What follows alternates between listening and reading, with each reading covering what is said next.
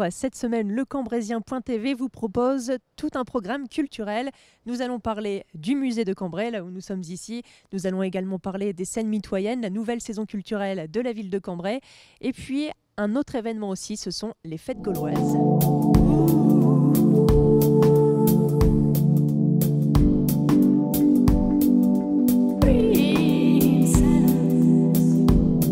Alice Cornier, bonjour. Bonjour. Vous êtes donc la directrice du musée de Cambrai, le musée de Cambrai qui fait donc peau neuve et qui va s'ouvrir très prochainement le week-end du 13 et 14 octobre. Oui, tout à fait. Effectivement, depuis mars, le parcours permanent Beaux-Arts est en train d'être revu entièrement. Les 12 salles sont revues une par une. Et là, on est dans les dernières semaines avant ce week-end de réouverture qui sera festif.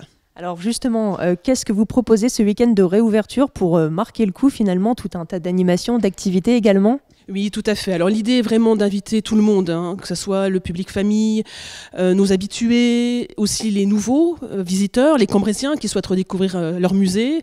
Donc on va proposer à la fois bien évidemment la classique visite de ce nouveau parcours, mais également des activités jeunes publics, des ateliers en continu, et puis des petites choses un petit peu qui sortent de l'ordinaire, des visites par d'une compagnie d'improvisation. On aura un spectacle de danse qui se déroulera en soirée le samedi.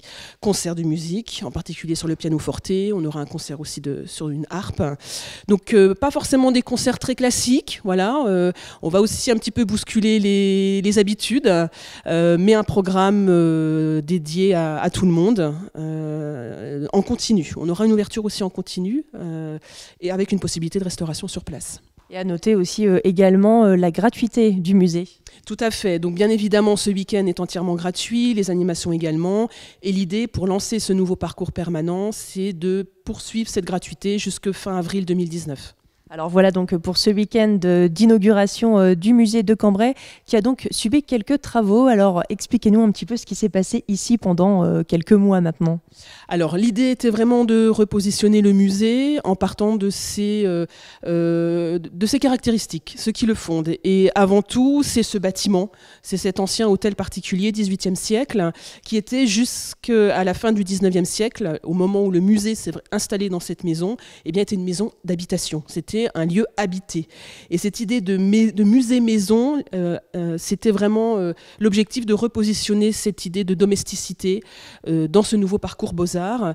Donc chaque salle a été revue. Il y a des espaces, des salles qui sont d'un aspect plus maison, on va dire, que d'autres, comme ici par exemple, cette salle qui est une des salles emblématiques du musée, où il y avait une reconstitution déjà d'un salon avec le piano-forte.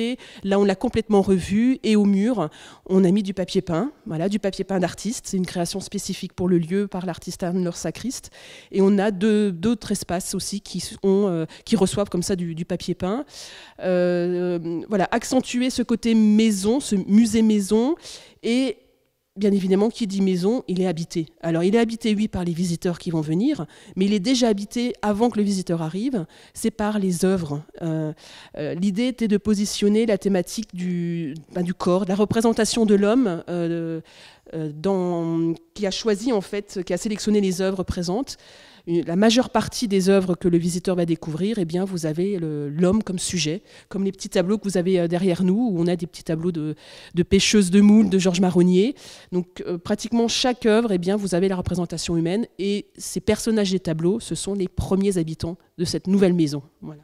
Parce que le décor a changé pour ceux qui connaissent, mais également le parcours, le sens du parcours, la façon de visiter finalement ce musée. Oui, vraiment l'idée pour moi est de permettre aux visiteurs de faire une expérience. Voilà. L'accrochage des œuvres, par exemple, est relativement bas. Pour certaines œuvres, on est complètement dans le sujet. Les œuvres de grande dimension, elles sont à 30-40 cm du sol.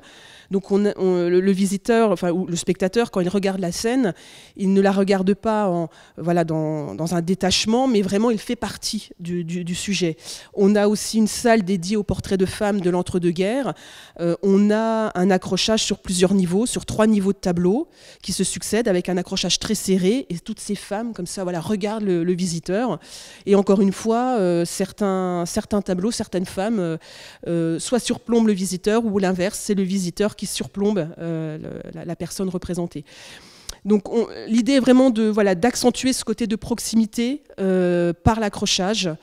Et puis effectivement, au niveau de la muséographie, les salles repeintes, la présence de papier peint, les rideaux qui vont bientôt venir, qui vont être des rideaux de velours, qui vont traîner au sol. Vraiment l'idée que le visiteur ne soit pas qu'un simple visiteur, mais un hôte. Voilà. Il rentre chez quelqu'un, il visite sa maison, et c'est ce que je souhaiterais vraiment permettre aux visiteurs d'aujourd'hui. Alors un musée finalement pour s'y sentir presque comme chez soi. Merci Alice pour ces renseignements. On invite donc les Cambrésiens et même au-delà à venir visiter ce nouveau musée entre guillemets à partir du 13 octobre. Merci. Et tout de suite on passe à un autre sujet. On parle maintenant culture toujours, mais plus en musique, en théâtre, en danse. C'est la nouvelle saison culturelle des scènes mitoyennes.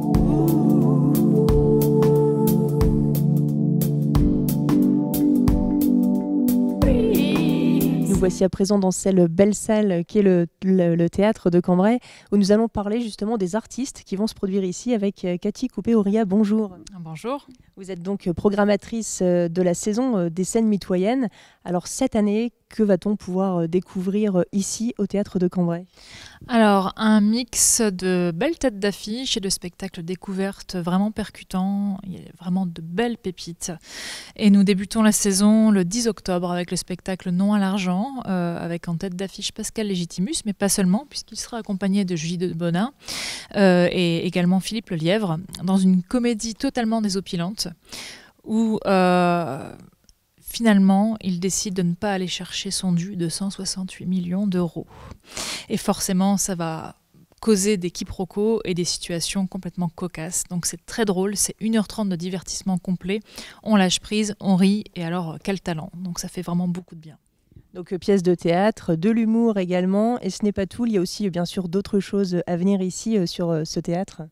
Alors le spectacle Mon Ange, que je ne saurais que trop vous recommander, c'est un de mes coups de cœur de cette saison.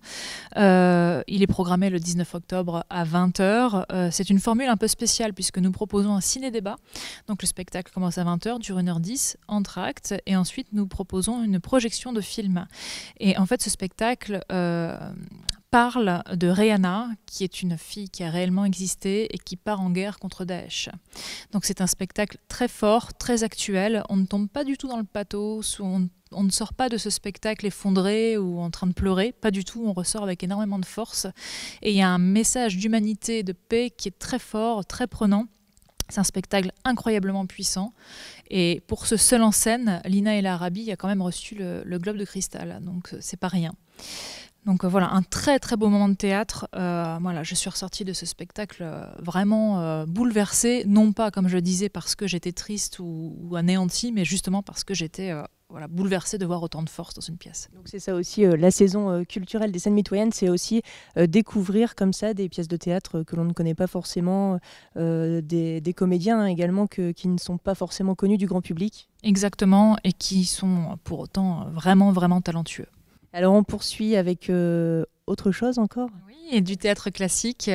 Du théâtre classique revisité, là pour le coup, avec Hamlet, que nous proposons le jeudi 8 novembre à 20h.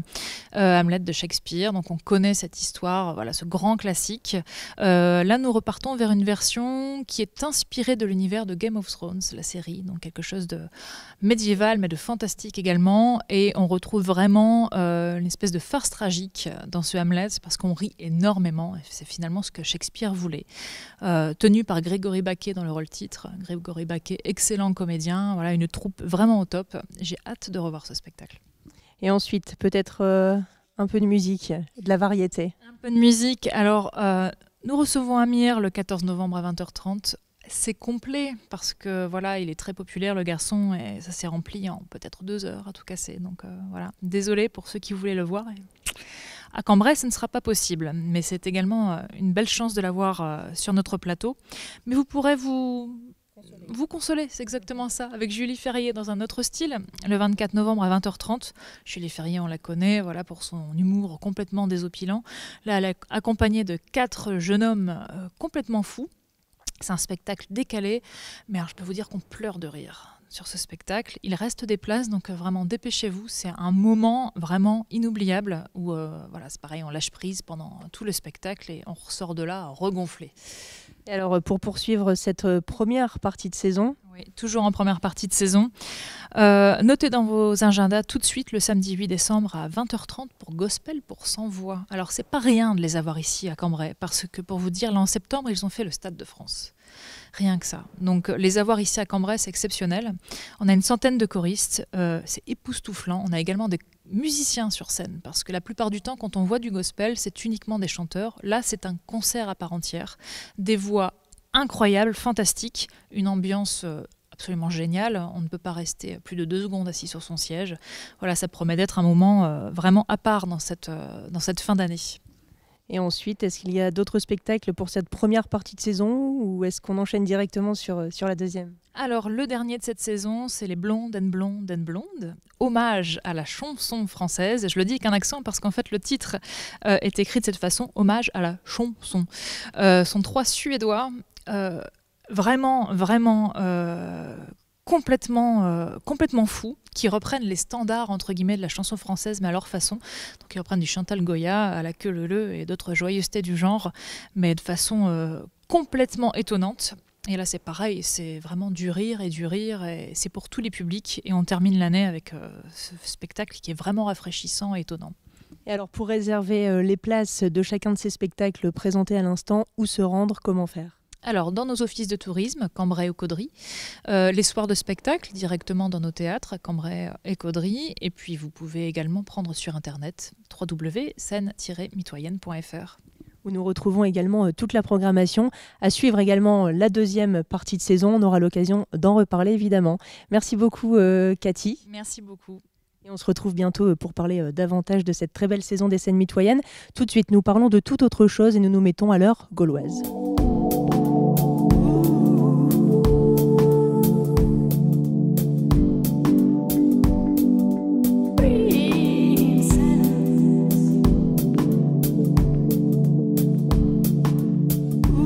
Cambrai, quelques centaines même d'années en arrière. On va parler des fêtes gauloises. Jean-Marc Lebjoie, bonjour, vous êtes l'organisateur de cet événement. Bonjour. Alors les fêtes gauloises, une première édition l'an dernier, comment est-ce que ça s'est passé pour une première ? C'est magnifique parce qu'on a eu près de 10 000 personnes sur les 3 jours de la manifestation et je pense que c'est une thématique qui intéresse beaucoup les gens et donc on a décidé de refaire une seconde édition. Alors, une deuxième édition, les fêtes gauloises, qu'est-ce que c'est ? Qu'est-ce que l'on va retrouver ? Quel est le programme de ces journées de festivités ? Alors, c'est une grande fête à la fois culturelle et historique, ça reste une grande fête.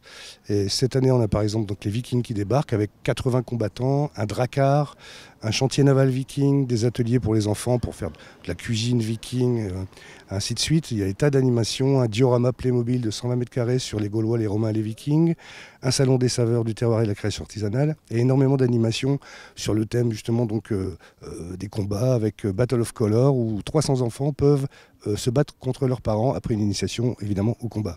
Alors c'est 3 jours où, comme vous le dites, tout le monde peut participer, les petits comme les plus grands, et c'est surtout une véritable immersion au temps des Vikings. Tout à fait. Il y a également même une ferme viking de 300 mètres carrés avec des bœufs des Highlands, les bœufs très chevelus, et puis bon, toute la basse-cour qui va avec. Et puis évidemment le soir des spectacles avec des artistes, des groupes irlandais par exemple. Donc c'est la fête, on boit de la bière, on mange du cochon rôti, on s'amuse et on danse. D'accord. Et donc on a également le salon des saveurs du terroir et de la création artisanale. Tout à fait, ça c'est pendant les 3 jours, donc pendant toutes les heures d'ouverture. On peut évidemment goûter toutes les saveurs celtes, hippocras, hydromel, tous les miels, les gâteaux, ainsi de suite. Et puis après, on peut aussi admirer évidemment toutes les créations artisanales des artisans qui participent à la manifestation. Alors, où se déroulent ces 3 jours de festivités et quelles sont toutes les informations pratiques, notamment les tarifs, où peut-on réserver, etc. Alors ça se déroule au Palais des Grottes de Cambrai les 12, 13, 14 octobre. Le vendredi c'est 3 €, le samedi 8 €, le dimanche 5 €. C'est gratuit pour les enfants de moins de 12 ans. Il y a toutes les infos sur un site internet www.lesfêtesgauloises.com. Très bien, merci beaucoup Jean-Marc. Alors entre le musée, les scènes mitoyennes et les fêtes gauloises, il y a de quoi faire à Cambrai. On se retrouve en tout cas la semaine prochaine pour de nouvelles idées sur Cambrai. À bientôt. À suivre le concert organisé par Imagine for Margot et l'UTL au profit de l'opération Enfants sans cancer. Rendez-vous l'église l'Immaculée Conception, avenue Victor Hugo, le dimanche 7 octobre à 16h30, avec au programme le chœur mix du conservatoire, le duo Ariétite et le groupe Arpège. Enfin, spectacle toujours avec Cambrai Basket qui propose un week-end art et basket au programme humour et chansons le vendredi 5 octobre avec Émilie Anne-Charlotte en avant-première d'un one-man show de Philippe Chevalier. Et le lendemain, de multiples animations sportives et ludiques, salle Vampoule.